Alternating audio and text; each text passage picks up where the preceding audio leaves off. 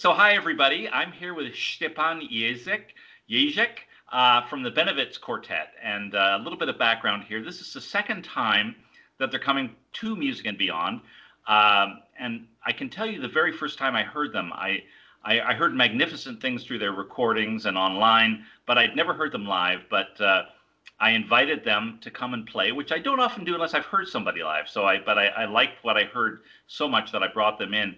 And I'm sure at the end of the first time I heard them, I invited them back for 2018.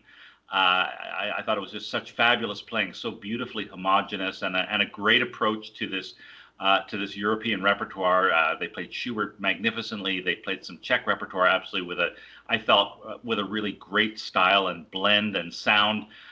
They weren't available in 2018, and I got a lot of letters for people saying, bring them back. So I'm delighted that they're coming back to 2019 actually for 4 concerts. They're going to do 3 in Ottawa and then a 4th one in Almont. And we'll talk about those programs and announce them. But just a bit of background on the concerts. They're playing in Ottawa on Friday, July 5th at Dominion Chalmers Church, which is our main venue, a beautiful air-conditioned venue for those of you who don't know it. Then they're playing on Saturday, July 6th. Then they're playing another program on Sunday, July 7th in Ottawa. And then on the 8th, they're going to play in Almont, Ontario. So a beautiful location to be playing to. So welcome. Thank you for being part of this podcast. Thanks for taking me in. Yeah. Anyway, I'd love to know, what are your upcoming concerts between now and Ottawa? Where else are you traveling to?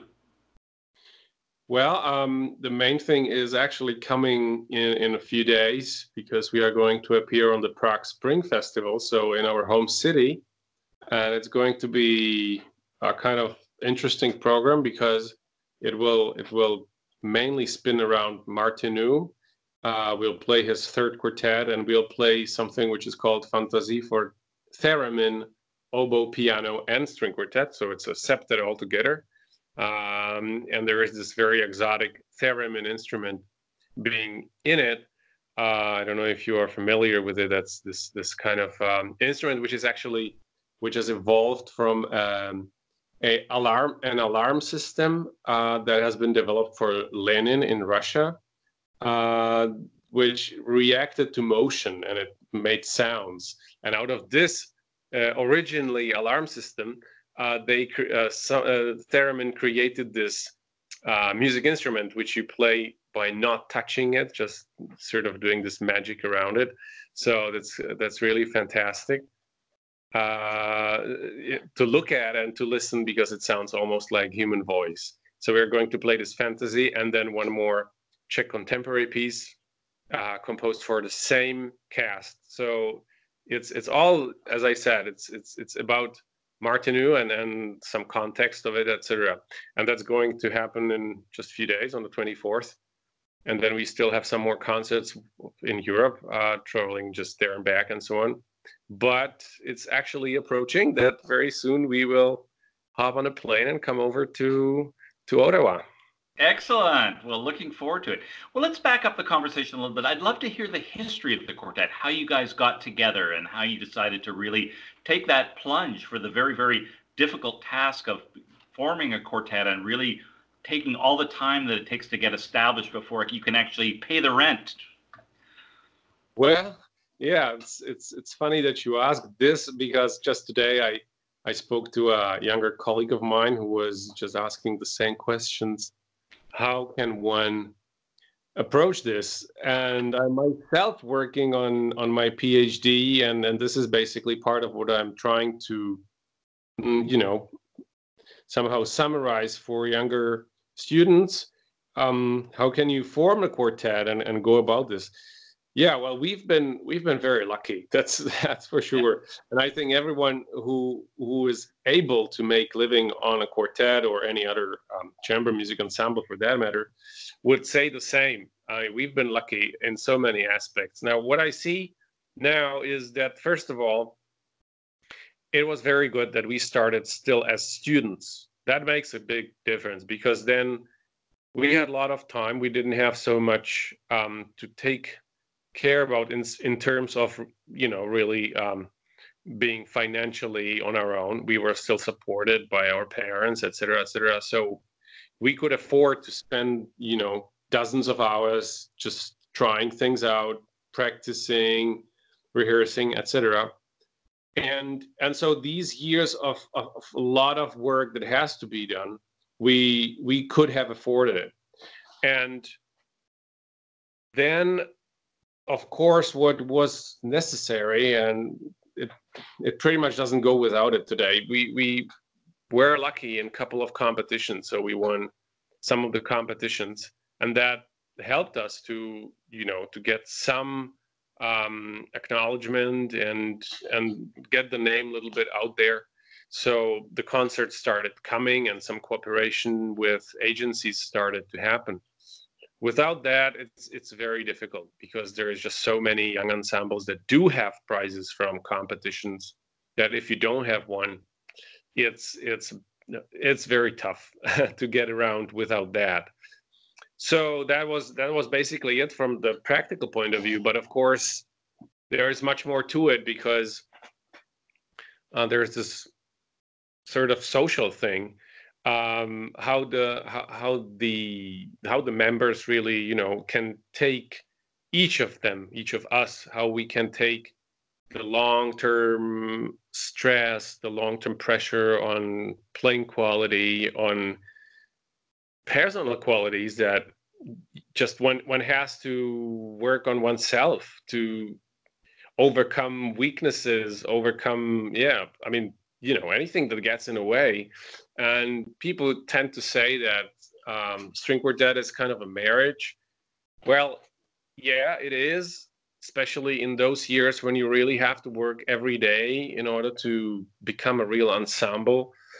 Plus, there is this one problem, that it's not only about the personal matters, but then you also have the professional matters. So you have to be tuned not only personally and in the situations of every day, but then also in the musical sense and professional sense. Plus, for everyone, the quartet has to sort of occupy the same place in life. So what I mean by that is, if for one person, the ensemble is rather a nice hobby, something that he or she loves to do, but there are other things that actually are more important. That can be, but then it has to be the same for everyone. And if there is at the same time another member for whom it is just the most important thing, then this will create tension, which ultimately probably will prevent the ensemble from long-term cooperation, because that's not solvable. It must be even for everyone, and there must be a common understanding about this within the ensemble. And we started 21 years ago, and it took some 2 years to set the ensemble in the real the cast. It became stable in the first years when it was really student-like ensemble. Then some changes happened, and then we played for 15 years in this one crew. And after that time, our first violinist, he got acquainted and later married to a Swiss girl, and he moved to Switzerland, and we still kept working like this for 2 years. I guess it was 2 years. And it was very difficult, because it was a lot of traveling, especially for him, for rehearsals and so on. So after some time, with a lot of pain and so on, because of course it was a deep relationship in a way, and it's not so easy to just say, okay, for practical reasons, let's just change it. Right. But we took this step, and we found a new first violinist. That was back in 2013. So now we are 6 years already in this new setup. Yeah. Right. Exciting. And in terms of the amount that you play together, how many concerts do you play a year? Well, that really differs. We had some years that we played more than 100 concerts in one season. We don't do that anymore. We tend to have less concerts, have more time to really prepare for it, really enjoy it in a way also, I would say, because we found out, or the experience is that only if we can really sort of enjoy, I don't mean it in the sort of lame sense of the word, but I really go through it and have a feel and have sort of also the capacity to really live the concert through. This is, I think, the main quality that then transmits to the people, that people can feel it. If Right. the listeners, if it's just another concert in a row and you are tired and so on, or you are, just really concentrated on it and do your job just the best you can. And for that, you need to have some, break to do something else. That's why also we teach, which is very inspiring. It gives you, by teaching, I learn a lot of things by teaching, because one reflects on many things, and I catch myself many times saying something, some advice, and then I'm thinking, oh, why am I not doing this when I actually know I should? I mean, it should be done. I can advise others, but I sort of ignore that myself, and then many times one can reflect on that, and musically and technically both. So that's great. And then we come together after a few days, and we have new ideas. And of course, now when we have some fair amount of stable repertoire, some pieces don't need to be rehearsed in the sense that we would play them well. I mean, we can play them well. We've rehearsed them many years and work on them. That's not a thing. But still, you don't want the pieces to slip into the routine. So it's nice when we come back after just some little break, and then fresh ideas emerge, and we can try something else, this or that, and fix something or change something or just bring something new in. And that always gives, it might be just a small thing, but it always brings great new energy into the piece if you play it after some little tune up or just new ideas, rather than if you just take it and play it as you were used to. How do you choose your repertoire? How does the group do that? I know that there are famous stories of quartet members wanting to play, for example, the Sibelius Quartet for years, but the other members don't want to play it. How do you guys decide what you play? Yeah, well, that's of course, each of us has different preferences. I mean, that I think that's inevitable. Well, maybe it's not inevitable, but I think it's good after all, because if the ensemble would be just totally homogeneous and everything, it would be probably kind of boring. I don't know. So I love 20th century music. Our cellist, and he loves romantic music very much. Our viola player, he loves to play Haydn, Mozart, Beethoven, this kind of repertoire.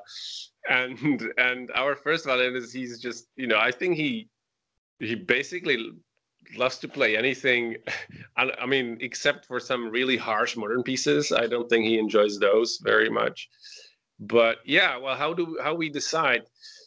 Well, we have some core repertoire that we all agree on, and then of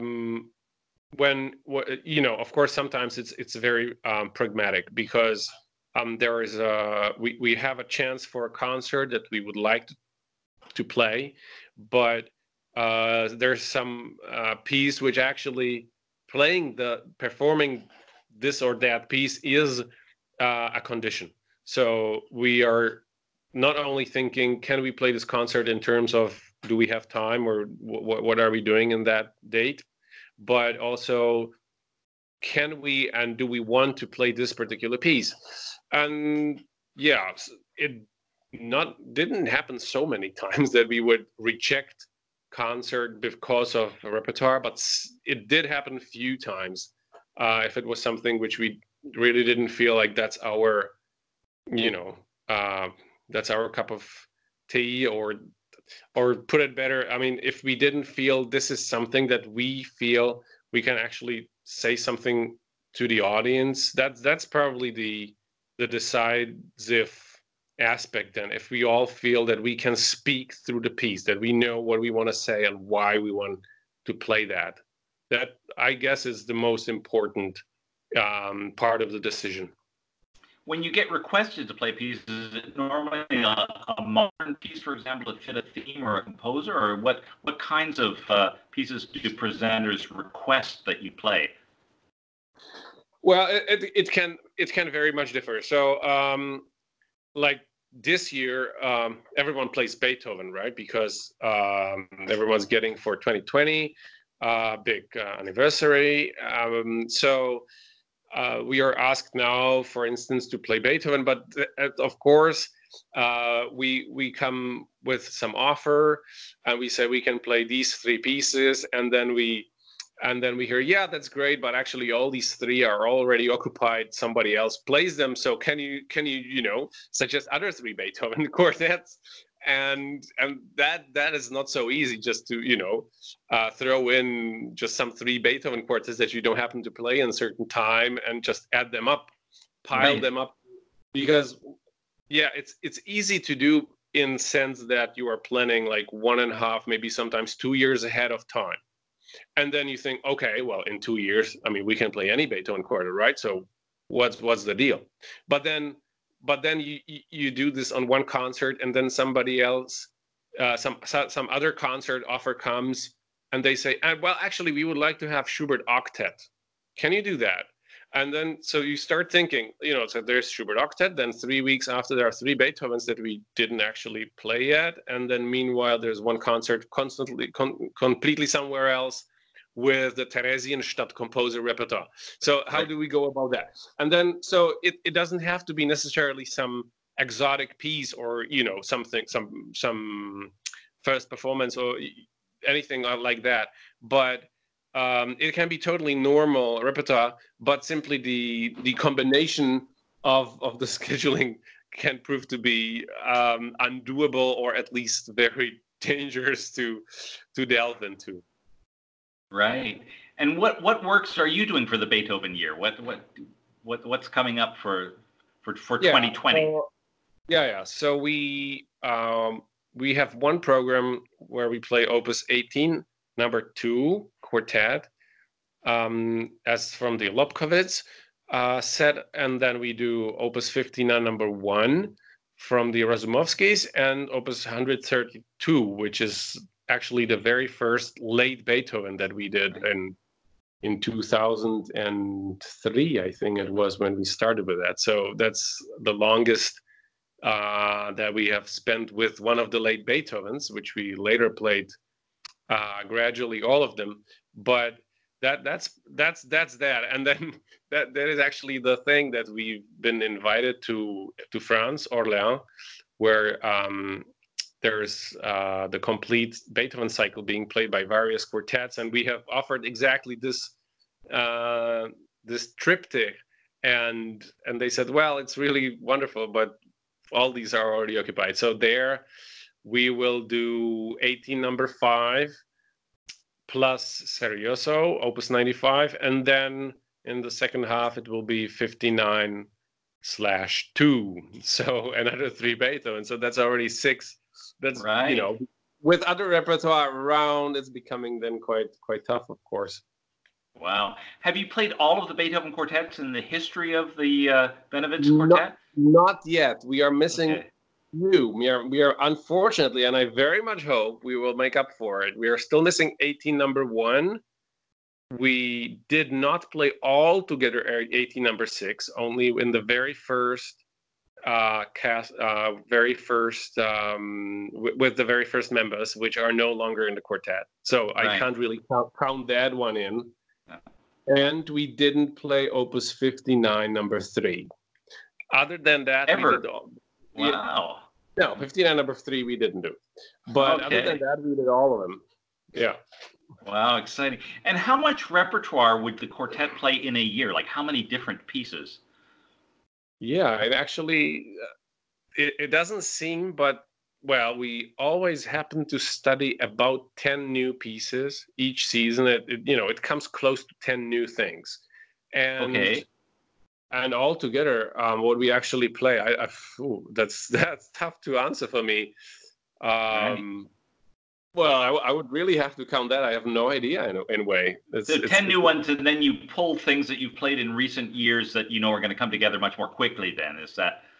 Yeah. But I mean, it really happens so that because of this or that concert, something is required that we actually didn't play so far. So it can easily come up to 10 totally new pieces that we study throughout the year. Sometimes it's a little less. I think 10 is the maximum. But of course, Wow. besides that, we do a lot of the repertoire we've already done. And it is probably going to be less and less of the new pieces in a season because we will know more and more pieces meanwhile. Right. So it's, of course, that's quite simple as it is. But yeah, we were sorry last season we had a beautiful offer in Italy, but that would have been very difficult. We were scheduled to play the complete Mozarts. Even the early ones, like the whole, Yeah, all I of think them. it's, if I'm Wow. not mistaken, 26 quartets. Yeah, But yeah. then unfortunately the finances were cut off in Italy. That was in Rome. Oh no. And so first they said, well, actually, it won't be the whole set. It will be just the late ones. We said, well, okay, anyway, that's nice enough. And then they had to postpone the project. So I don't know when this is going to take place, but I was really looking forward to that because I like these complete things. I think it's a wonderful experience. We've done complete bar talks twice. Once it was in one evening, which was crazy, I have to say. It's Yeah. really hard. Wow. Yeah. It's 3 hour concert with 2 breaks, and you play the very difficult ones, number 5 and number 6, in the end, in the third of the concert, and it's not very very convenient. The other that was in Firenze in Italy, and the second time we did it in Uppsala in Sweden, and that was better. That was during the weekend, so we played number 1, 3, and 5 on Saturday, and number 2, 4, and 6 on Sunday, and that's nice because you still have the chronological which I think is very logic with Bartok, and it's starts with the first, ends with the last, which is a beautiful ending, and it's great when you finish the last piece of such a big set. It feels different than if you just play one of them. So I guess, and I very much hope we will be able once to do this with Beethoven. It's really my dream to do that, and I look with big respect to all the ensembles that have achieved this, that they play complete Beethoven cycle. It's certainly a dream for a classical quartet, which we probably are. They are very classical style of players, I think. Well, let me know when you're wanting to do it. Yeah, we'll figure it out. We've had fun with it. We did the complete Shostakovich quartets with the Borodin quartet, but that was over 5 concerts and really spread out, like every 2 days. And it was easier for the audience to really take it in a way, to really see the evolution, and people just loved it. That's the only weakness with the cycles like this is, of course, if it's too much on one side musically. Like we were thinking about doing complete Martinu, but we abandoned the idea because it wouldn't have enough contrast, and it would work out for just a few people who are terribly interested in Martinu. It would, of course, they would appreciate that, but for in brackets, normal listener, whoever that is, it probably wouldn't be so enjoyable after 3 of those quartets and just going on and on.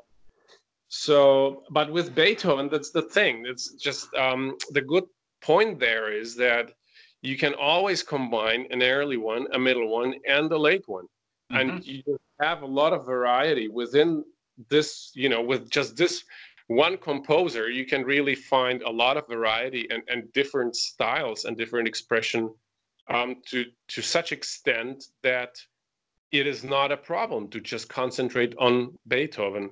And with Mozart, actually, pretty much also, probably not so strongly, but as well, of course, his early quartets can't compare to the late works. I mean, this is just different world, basically, musically speaking. So yeah, too, that's possible. With Bartók, for instance, it's a little harder, because of course there are huge differences, but people, I don't think they still hear the 20th century language, and I think it can be tiring for some people. Yeah, that's just. But if it's in 2 days, I think it works nice. It did. Right. We enjoyed it. Rather than fatiguing. Well, let's talk about the repertoire you're going to play at Music and Beyond. I'd love to hear your thoughts on the pieces, and also maybe sharing some of the input that your colleagues have on it too. On how these pieces are, because we have 3 fabulous programs. So I'd love to hear your thoughts on the repertoire and how the quartet approaches it. But interestingly enough, we don't hear string quartets play much music from the Baroque period, but the very first piece we're hearing are excerpts from the Art of the Fugue, which does get played and transposed. Tell us about that a bit. Well, the choice why we put it in the program is very simple. I think it's to anyone who knows about Mendelssohn, then it's quite obvious in the sense that Mendelssohn is the one who rediscovered Bach. He went into, risk. It was not a risk because he was very young. He didn't risk anything really. But let's say he went against the stream in the sense that Bach was regarded as like something like musical mathematician during Mendelssohn's early years, and he just didn't care about it because he thought the music was fabulous. Now, the incredible thing is that he was given the score of the Matthew Passion when he was 18, and when he was 18, he just totally fell in love with it. He played it on his piano. He got acquainted with the whole huge piece. With can you imagine an 18 years old kid just falling in love with this and going through the score for hours and hours? It just must have been incredible. And he thought it's absolutely genius. And he didn't stop there. He just got the resources, people, place for it, and everything. And he put together this new premiere, sort of the second premiere of the piece, I would say, and people were totally amazed. So, and that's how this whole Bach thing sort of started. So that's why Bach is in there in the program. And then you are following with Mendelssohn, and you're doing the A minor Opus 13 quartet. Why that quartet? Of all the Mendelssohns you could have played, yeah. Of all the Mendelssohns, well, yeah. We love this one. Right. We like this one very much. It is a very personal quartet for Mendelssohn.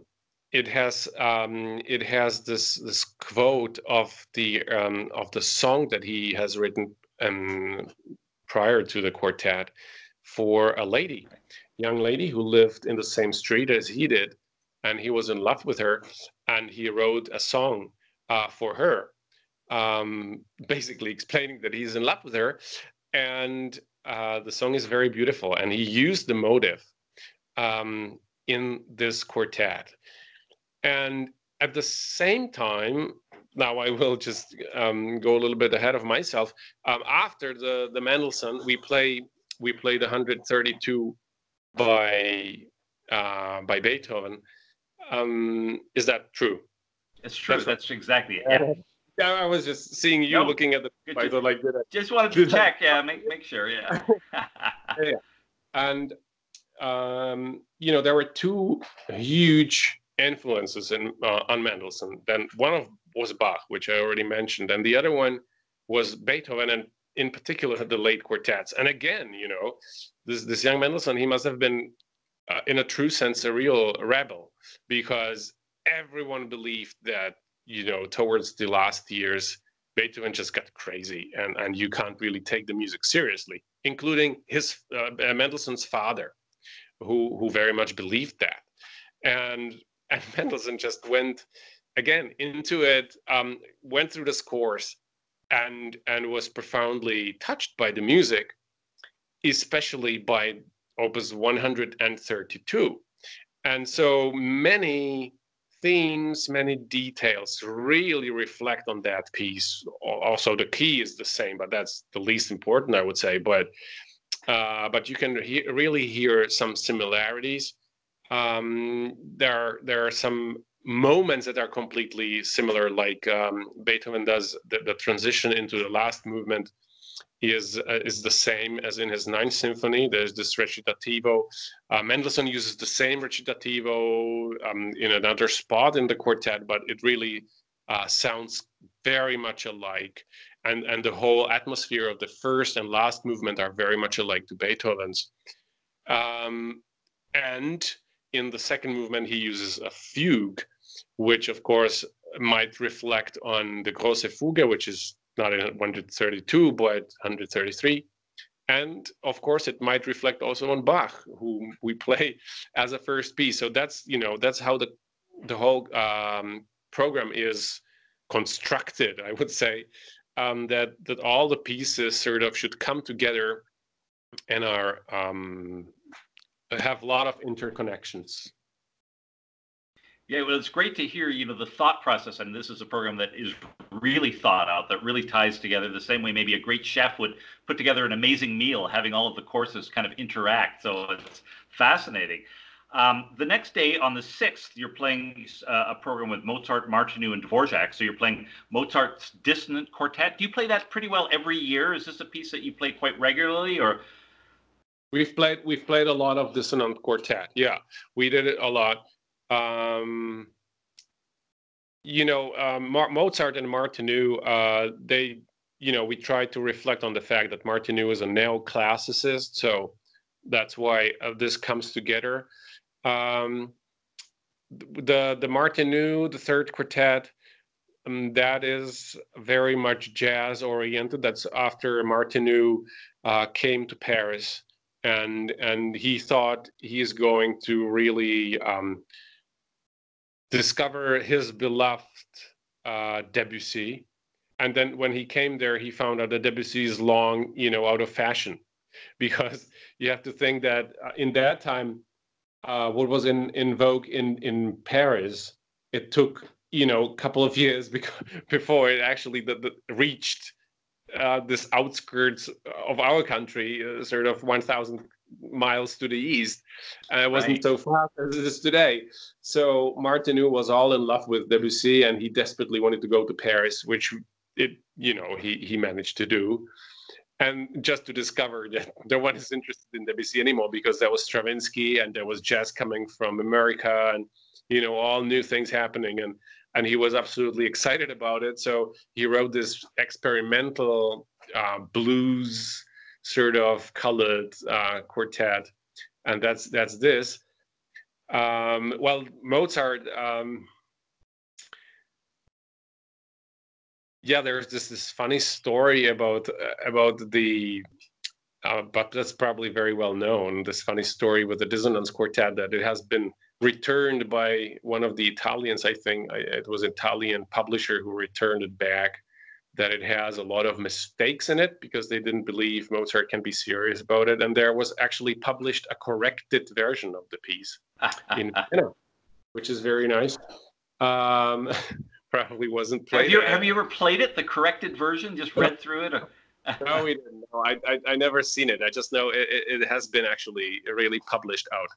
I read about it in I forgot which book was that. Oh, I don't know. One of the books on maybe it was Rosen's Classical Style, or some of the sort of bestseller books on classical music. but this is one of the quartets that he wrote for Haydn, who was, of course, his very, very dear friend, at least as we can, for instance, deduce from the dedication that he wrote for all the 6 quartets that he gave him. And one of the strange features of these quartets when he was composing them is that, unlike in most of the pieces, he made plenty of corrections and rewrote things and then took them out again and changed things, tried things out. So when you see his handwriting on these pieces, it looks very different from his normal standard handwriting, which is basically just music, and very rarely you see some corrections.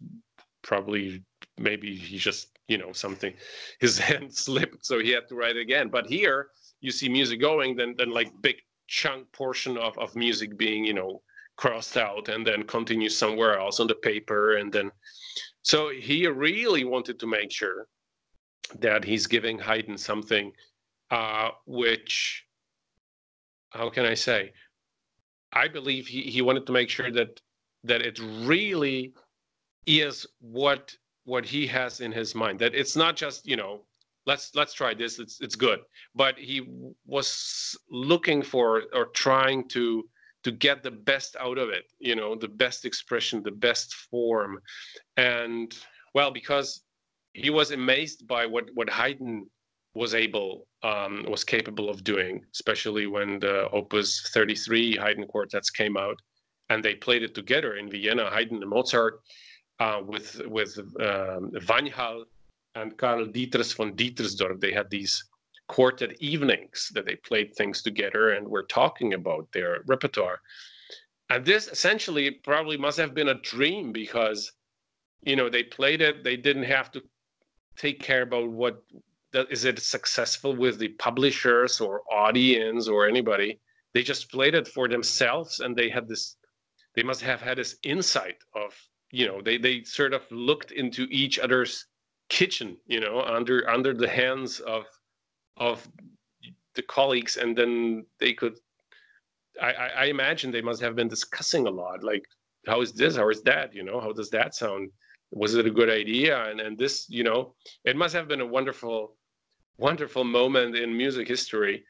And I can imagine they must have enjoyed it, all of them, tremendously, because other than that, each of them, we see them as gods today, like especially Haydn and Mozart, but then they just were, people that were fighting on daily basis for their survival, hope that publishers would publish their music and people would buy it and they would survive on it.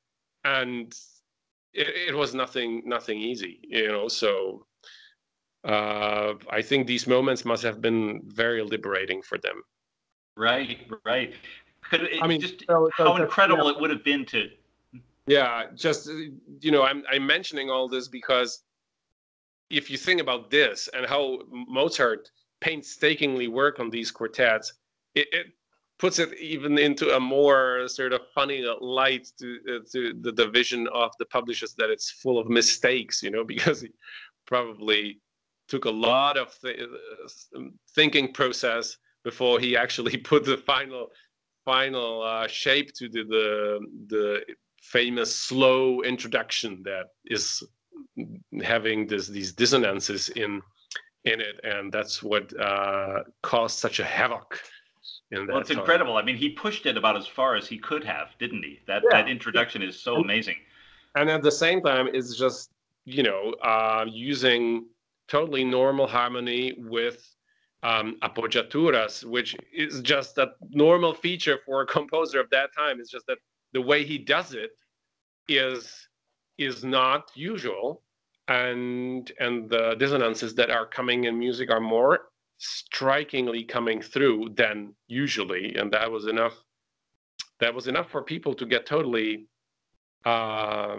crazy about it in whatever sense. So it is another argument into the debate that we all now very often have.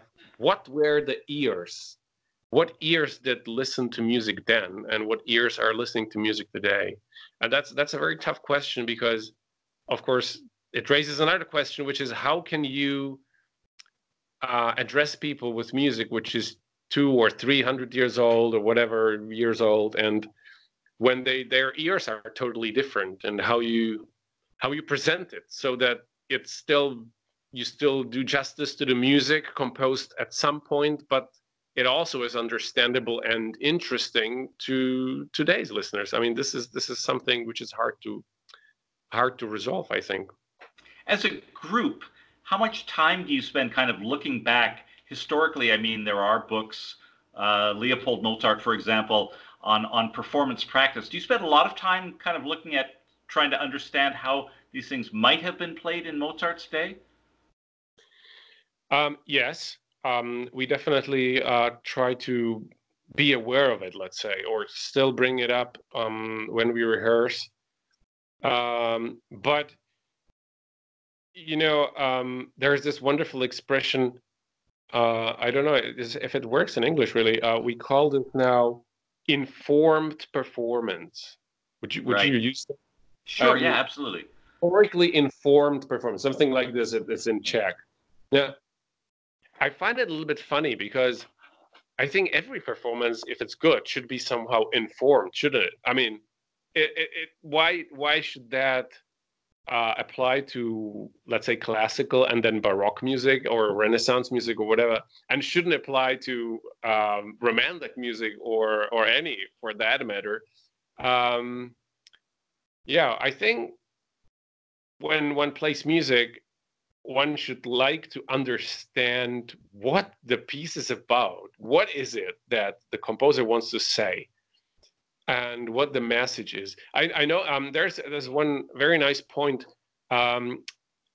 During, I think it was in Baroque period, they didn't, because they only played contemporary music, right? During the Bach's time, they didn't play Renaissance music. They just played Bach's music or his colleagues. And they would play it once. If it was very successful, they would just, play it again. But that was rare. So then the judgment would not be that this or that performance has been better or worse than some other performance.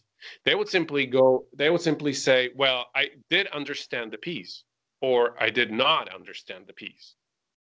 And meaning the performance was good because the piece was understandable, or it was not good because it was not legible. It was not understood. So it's different now. We have shifted the view on the music. Now we are having many performances of the same piece and trying to decide on what is better or worse, while the important thing was whether the message has been understood or not. It sounds simpler, but in fact, it's much more difficult because you really have to understand what the piece is about. What is it saying? And also have to be able to translate it for today's public. And many of the pieces reflect on some particular things, maybe on another piece that was famous in the time, maybe on some events that we don't know, that would not be so much in chamber music, that would probably be more in symphonic music and so on. There's just so much in, and mainly the main thing which we lack today is the universal awareness of certain common musical language. Of course, when you play only Baroque music and you are used to it, then any deviation from that sounds quite, it just jumps out. Now, so if Bach did, or let's say if Mozart did in his time, this slow introduction, and it just was composed differently than everybody was used to, people immediately went like, wow, what is this? Did he get crazy, or is this a mistake, or what's happening? Well, it's very difficult today to play the slow introduction so that people would go like, oh, this is crazy. Is this Mozart? Because, of course, after Mahler and Schönberg and you name it. These dissonances that are in music simply don't strike our ears so much anymore, and so the whole perception is shifted. In that sense, yeah, I actually don't have a real answer to that. I'm still thinking about it, trying to also read some interesting books or articles about this. There's of course more that has shifted, like for instance that what I described, these evening little performances that Mozart and Haydn had. This is what the string quartet was originally composed for a nice room where the people were communicating with each other through music, and maybe a few people were listening to it, but it was not thought to be performed in a hall for 600 people or so, where it was much more an intimate thing. So now there is a good question how I also seen it. It's not just my thought. In this book about the Takacs quartet, they are talking about the same thing. How can I, playing a late Beethoven quartet, how can I talk about the most intimate things that Beethoven is trying to put into music and play it really intimately, while at the same time being understood by 500 people in a hall that are expecting something to happen. It's just a paradoxical sort of situation. But well, it does lead. Yeah, it does lead. For example, we hear many musicians. I think, unfortunately, and not you guys. I love your style when it gets earlier than romantic. But some people end up wanting to play Mozart very, very romantically, feeling that it's gonna speak more to the people in a big hall, and they'll get a better reaction. I mean, we do hear that quite a bit. And I remember George Zell compared it to putting chocolate sauce on broccoli or on asparagus or something. There was an appropriateness for the music that he felt wasn't. And I don't know how you guys discuss that, but there's a basic purity that I think is admirable. Yeah, as I said, well, if you do this, if you just if you put some other style on top of what the music is expecting, sort of, and of course, maybe many people would say, well, how can I know what the music is expecting, right? It's already a question itself. But well, we have some sources, at least. You named Leopold Mozart, for instance. We can see how the instruments were. We can read some of the correspondence describing problems, what the composers liked, what they disliked, what they expected, and so on. So we have some notion, definitely. And if we say, I mean, I think it's fair to say, well, this might have worked in this little chamber hall, they performed it, but now I'm sitting in this huge hall and I have to do something about it. That's a fair point to me. But I think it's more a technical method, and you decide how you can project the sound so that it speaks to people and so on. But I don't think you need to change the style entirely. And the strange thing, and that's very interesting, I think, the strange thing that happened is that for some reason, we basically got stuck with the late romantic approach. I don't know why, but when Mahler and Strauss and Wagner came about, they changed a lot of things. First of all, until then, the orchestra still respected, and still Brahms, there are clear evidence that he counted on that, like that, let's say, you can really hear the bowing. If the the strings in orchestra played, you can hear it. Now they play down bow, now they play up bow. That's different. Right. So down bow would be a downbeat, up bow would be a lighter, things like that. And Joachim, for instance, writes to Brahms in one of the letters, he writes, well, I discovered actually few notes in your violin concerto that would be nice if I vibrate them. So you see, it's totally, shifted. Now, what Wagner and Mahler did, they said, well, I don't want to hear your bow changes. I want the sound to continue. So you play down bow, you play up bow, well, that's your problem. But I want to hear sound, which is continuing. And if I write crescendo, I mean crescendo over many notes. And I don't want to hear any differentiation, any articulation whatsoever, unless I put it down, unless I mark it specifically. Well, that's a huge change to the music. And for some reason, this stayed with us. So what the sort of informed performance is trying to do, besides other things, is to put this optics, away and try to see the for instance, classical music in the pre-Wagnerian and pre-Mahlerian, with the pre-Mahlerian optics. So without these changes to the sound that clearly, and that's documented, it's you can just read about that. Before these changes to the orchestra sound, for instance, has been done, and that changed the whole aesthetics of sound and how you go about phrase and so on. And if you try to get before that and for instance refer to Leopold Mozart, who is very clear on how you should phrase with your bow and how you should always make sure that your downbeats are being played down bow and upbeats up bow, because it makes a huge difference and all that, well, then the music starts sounding very differently too. Right. Now tell me, as a point of nationality, Mozart spent some time in Prague. Do you have a certain national pride in Mozart? Do you feel a connection through that? Oh no. That, of course, from the point of view of Americas, this is really funny because Prague and Vienna, it's like 4-hour drive, right? So, I mean, what does that mean?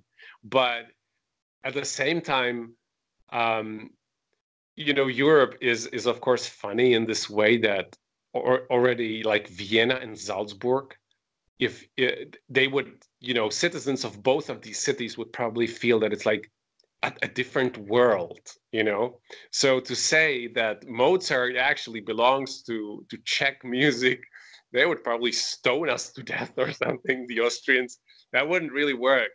There are actually some people who like the claim to claim that Mahler is the biggest romantic Czech composer because he was born in within what is now actually part of Czech Republic, but it's perfectly absurd because he never really lived here and he didn't even speak Czech and so on. So I mean, it's just a funny claim, but. No, but Mozart, he was of course many times in Prague, and Don Giovanni was premiered here, and Figaro was played here many times, and all this, and he was very popular in Prague, that's for sure. But on the other hand, his place was Salzburg, and then of course mainly Vienna, and that's where he belongs. I mean, that's just it. Now, does it mean that only people from Vienna can play his music? I would doubt that. And I would equally doubt that we as Czechs know how to play Dvořák or Smetana or whoever the best. I don't think it really works this way. What I think is important, and the only thing that I can see in this whole national aspect, is the folk music. If you are really delved into folk music of your region, let's call it nation, let's call it region, let's call it whatever, then it makes sense to say that you understand music from that region better, in case it relates to the folk music, which in case of Dvořák and Smetana, for instance, and Janáček, definitely, and Martinu too, definitely does. So if, and that's the big question, if the players know the folk music and can hear it in the music, and they have it somehow in the system because they know it from their childhood, let's say, then it makes sense to say that they have it closer to the music than someone who does not know that folk music. Does it necessarily mean that their interpretation is more relevant? Well, maybe. I don't know. I really don't know. But this is the only point where I can sort of agree with this. Other than that, I don't think there is any reasonable, any reason why we or anybody else should play this or that music better. And then there's this big problem with the folk music that if you ask most of the people today, can you just sing a couple of songs, some songs that your mom used to sing to you maybe when you were little? Well, then most of the people say, well, my mom didn't really sing any songs to me, and they wouldn't be able to really refer to the folk music. So in that moment, I think the discussion about can we play it better because we are Czechs, or can Viennese people play Mozart better because they're Viennese, I think it's totally irrelevant if they don't have this national music in their blood. But is it more than the music? I mean, I've thoroughly enjoyed your playing of Czech music that I've heard, and it seems to me, and the rest of the music you're playing on the 6th, you're playing a Dvorak quartet, and then on the 7th, it's an all Czech program. You studied with Czech teachers. You were immersed in the sound. Who studied with other Czech teachers? Is there a sound, a little bit of a sound that is passed through that maybe is picked up slightly, like a subtle approach that's maybe beyond musical interpretation? It is very subjective. Very subjective. Yes, there is something that people like to call the Czech sound of Czech quartet sound, which is usually described as warmer, sort of with softer attack. It's not so precisely defined, but rather than precision and definition, it goes for warmth and sort of intuitive or very kind of, again, in brackets, natural approach, but I have hard time talking about this. We have experienced ourselves, so funny situations like we've played Schubert G major quartet, but it's longer time ago. And then we've played it in Germany. I can't recall where it was, but it's somewhere in Germany. And then we've seen the review, and it said that it was actually sort of warm Slavic performance. And a week later, we've played it in Prague, and there was a review saying that it was nice, but a little bit cold in sort of like German way, Okay. So you see, there's a lot of prejudice about this, and as I say, it's just highly subjective. I would agree that it does translate to the sound, but I think the main thing is that maybe the approach from the very first point of how you approach the score, how you study the quartet, what seems interesting to you, what it is that you prefer to stress. This is probably different. I think, if I may use the word, more Western ensembles, meaning West from our country, probably go a little bit more for the structure, for the clarity, for bringing out really the score in a more detailed manner. While here, people don't tend to look at the score so with such,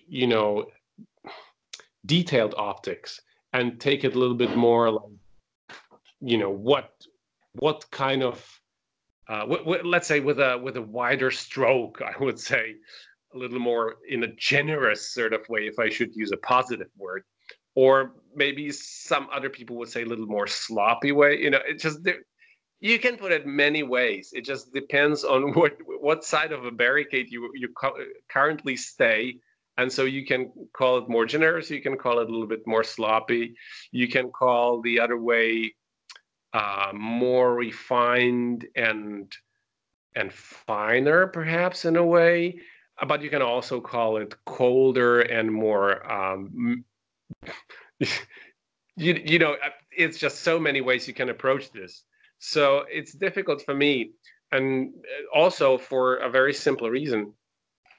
We have certainly got a lot of education here, and we started here, and we worked, for instance, with Mr. Škampa from the Smetana Quartet, and that being one of the leading quartet in the world, actually in 70s, 80s, and but then we left Prague and we spent 2 years with Rainer Schmidt from the Hagen Quartet, being one of the finest ensembles of the Viennese sort of or German-speaking approach, let's call it this way.